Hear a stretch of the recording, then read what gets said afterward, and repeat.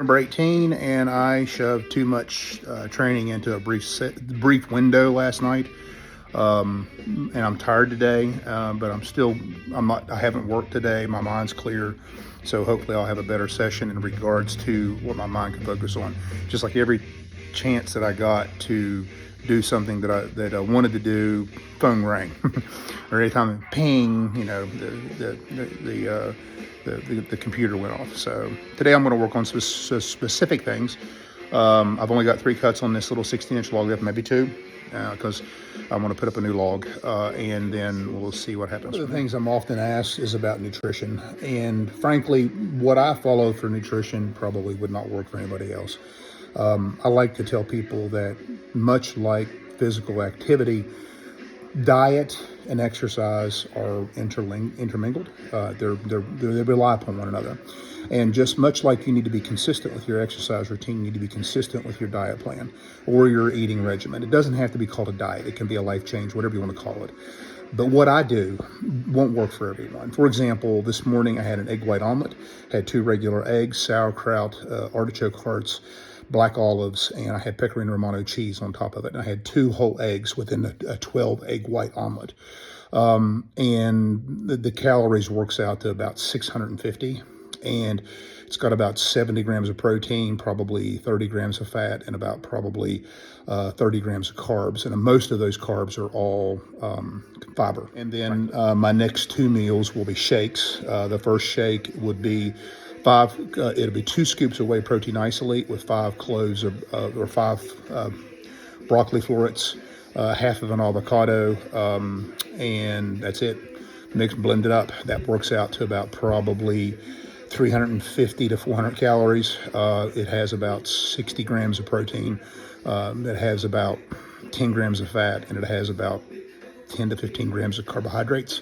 Almost all the carbs are in the broccoli and the avocado. And then the third shake is my post-workout shake, which is normally 2 scoops of whey protein isolate, a cup of blueberries.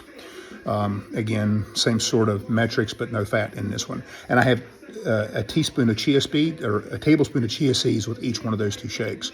So that's my 2 intermediate meals. And then my final meal today is normally a lean meat with some form of a green or bean. I like beans. And at the end of the day, I end up consuming probably about 250 to 300 grams of protein with about probably 100 grams of fat, but only about 30 of that is saturated. The rest of it is mono and polyunsaturated fats.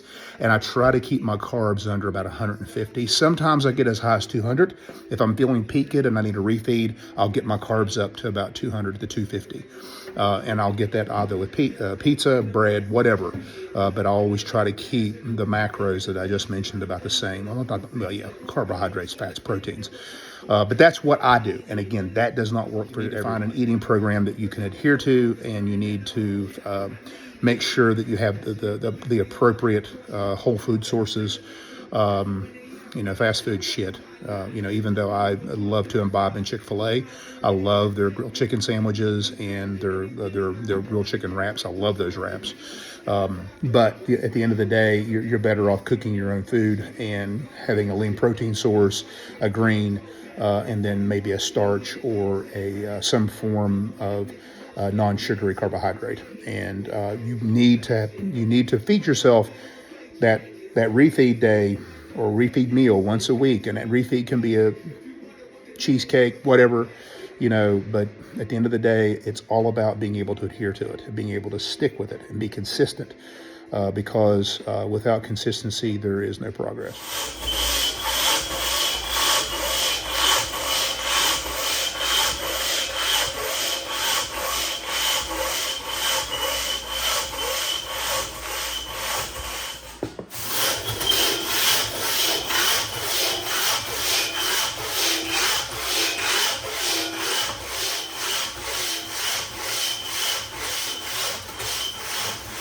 The most spirited I've single bucked in a long time. I actually found some rage. And I had to get closer to the saw because I don't have as much gut as I once had.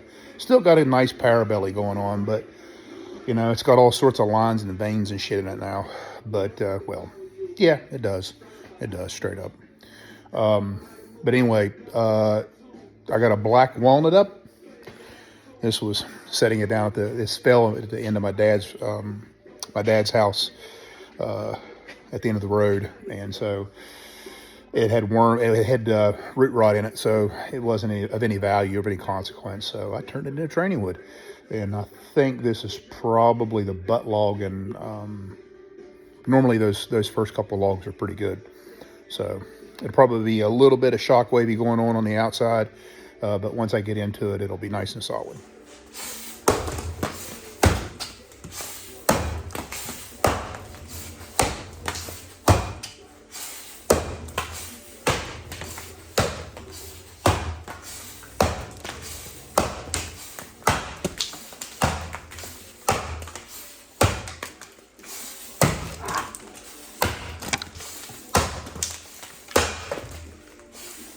I wouldn't even consider that a hardwood.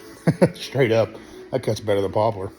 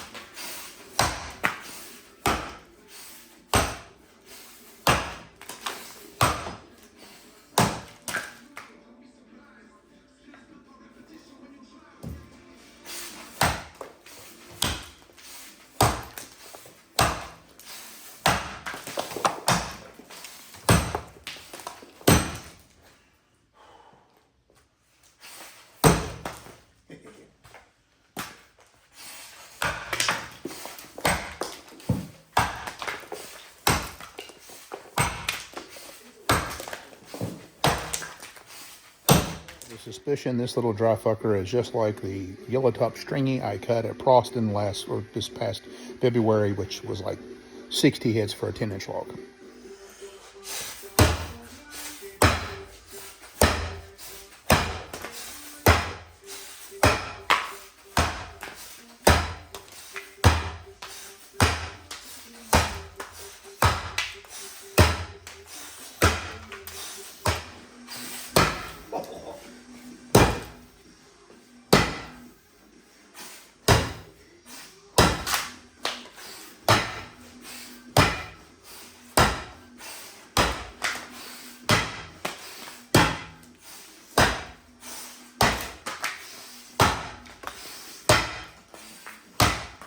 A 10-inch pine that still had the bark on it, so won't be like that last one, but it'd still be pretty shitty. Instead, using a hardwood axe, I'm not going to train with anything but hardwood axes, just because, in my experience, radiata really doesn't stick that much, but I've never cut the good stuff. I've only ever cut the hard stuff, so that's, good stuff might be like white pine. And the only time that is if you overhit it. And by overhitting it, what I mean is, like, if you're behind the axe and you're trying to, you tighten your grip a little bit and you're not relaxed. That normally is associated with overhitting.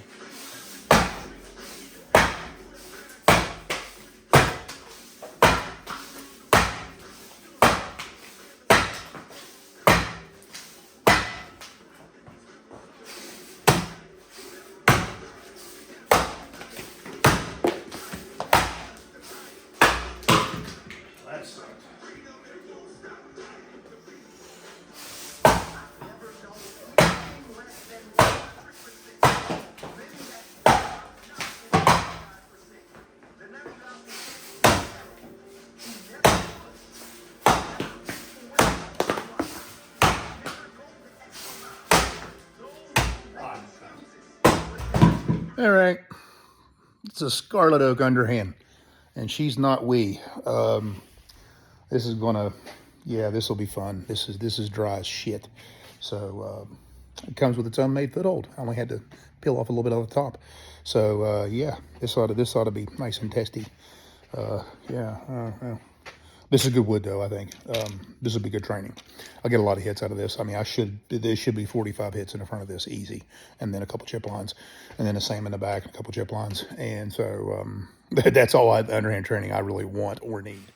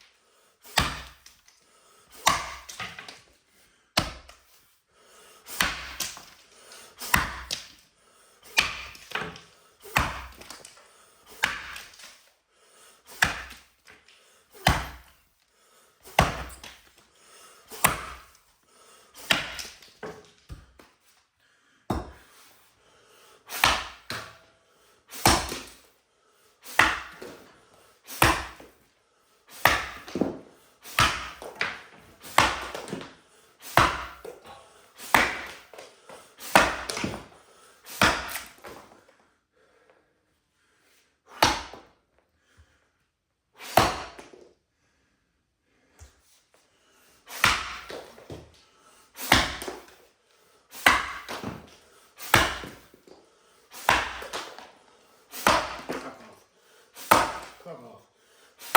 Fuck off. Fuck off.